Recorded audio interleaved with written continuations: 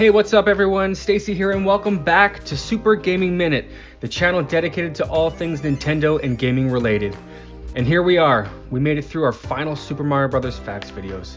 Thank you so much to everyone that watched the two previous videos. It really means the world to me. And if you haven't watched either of those videos, I will leave a link to them here so you can check them out as well.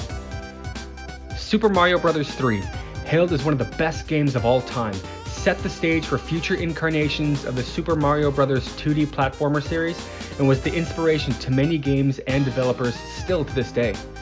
As a child born in the 80s and growing up in the 90s, Nintendo and Super Mario Bros. Were at the peak of their popularity. We were smack dab in the middle of Mario Mania. Mario was everywhere, on cereal boxes, clothes, backpacks, notebooks. There were multiple TV series by this point, and of course, the video games.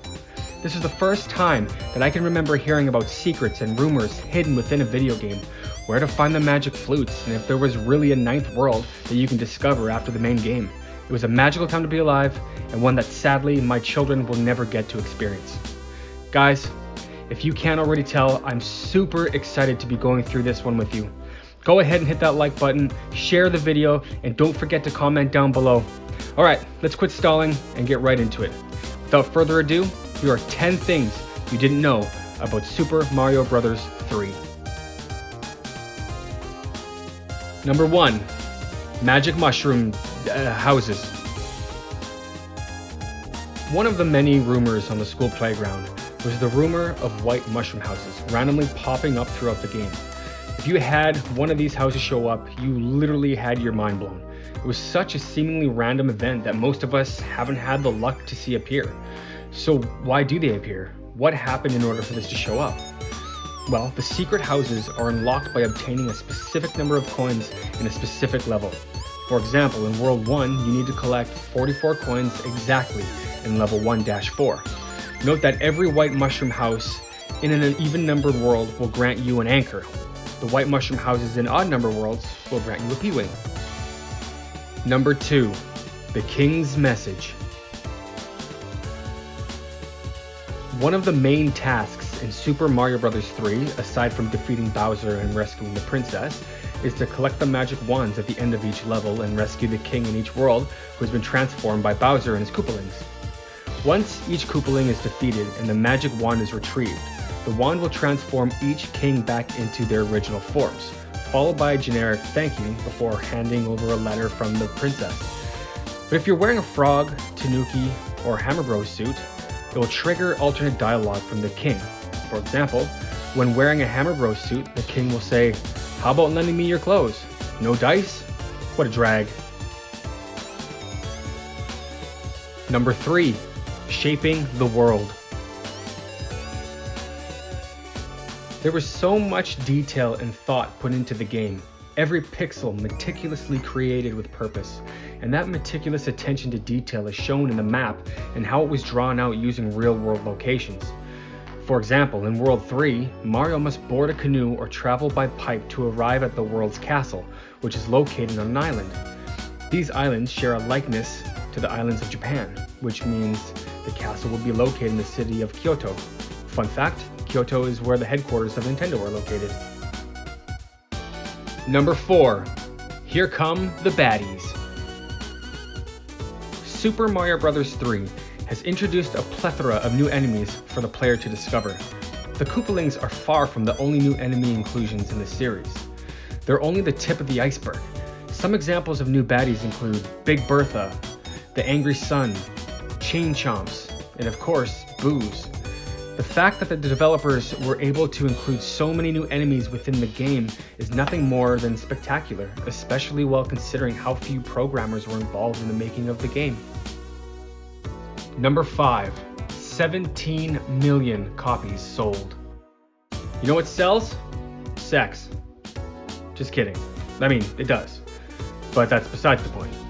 Get back on track. Anyways, Mario sells. Yes, that's right. Pick a Mario game and you'll notice millions of copies sold. And of course, one of the best video games of all time sold a bunch of copies. 17 million, actually, which made Super Mario Bros. 3 the third bestseller on the NES system. Number 6. Take your pick. It doesn't matter which one. If you're like me, every single time I walk into one of the Toad's mushroom houses, I can't help but feel overwhelmed. Which box do I choose? If I choose wrong, I'll end up with a star. If I pick right, I'll get a magic leaf. Well, forget about it, because every time you enter one of the mushroom houses, the item that you will receive has already been predetermined. So go ahead, pick any box, it really doesn't matter. They'll all be the same anyways. Number 7, rock and roll. The Koopalings are an interesting lot of baddies, to say the least, who strangely enough actually got their namesakes from famous singers. These singers include Iggy Pop, Wendy O. Williams, Roy Orbison, Lemmy Kilmister, Larry Mullen Jr., Ludwig von Beethoven, and for some reason, Morton Downey Jr.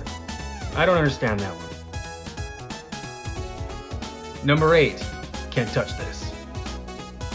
Having some trouble beating Bowser at the end of the game? Take a knee. Seriously, as long as you duck while Bowser is doing his ground pound, he literally won't hurt you. You won't take any damage. It's hilarious. Check it out, it actually works.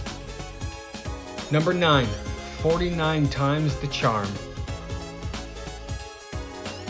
Now it's been said that the chain chomp was envisioned by Shigeru Miyamoto, who remembered being chased by a dog and having it pulled back on its chain while it was chasing him. Little known fact, if you wait around for the chain chomp to tug on its chain a total of 49 times, it'll actually break free from its chain and attack you, kind of in the same way that the Hammer Bros chase you after waiting around for a certain amount of time in the first Super Mario Bros. Game. I wonder if Shigeru waited around for that big dog to rip off its chain and start chasing him. Number 10, a change in perspective. Takashi Tezuka felt the side-scrolling 2D platformer genre was growing stale and wanted to try something different with the Super Mario Bros. Franchise this time around. So he pitched the idea of having it be a top-down isometric style game in lieu of the latter. Unfortunately for Tezuka, this perspective came with complications, with it being almost impossible for the player to tell how high they were jumping while progressing throughout the game. Seeing the difficulties, Shigeru Miyamoto strongly suggested going back to basics and redo the entire thing in its original 2D platformer style. I think I speak for a lot of people when I say that it was probably a good choice to go back to a more traditional style of gameplay. Alright everyone, and that wraps up this series of Super Mario Bros. Facts in celebration of the Super Mario Bros. 35th anniversary. Which Super Mario Bros. Game out of the original trilogy was your favorite?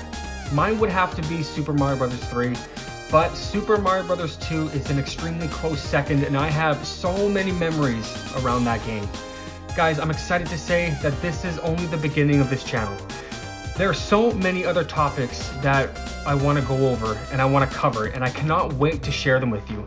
On that same note, if there are any topics related to gaming that you would like to see us cover, let me know in the comments section down below. Please, please, please. Also guys, please don't forget to like the video, comment, and of course subscribe. We'll be releasing videos every Monday for you to enjoy. Also, we're hoping to reach 1,000 subscribers, so please help us bust through that first milestone. I would definitely appreciate the help. Thanks again everyone, and keep on gaming.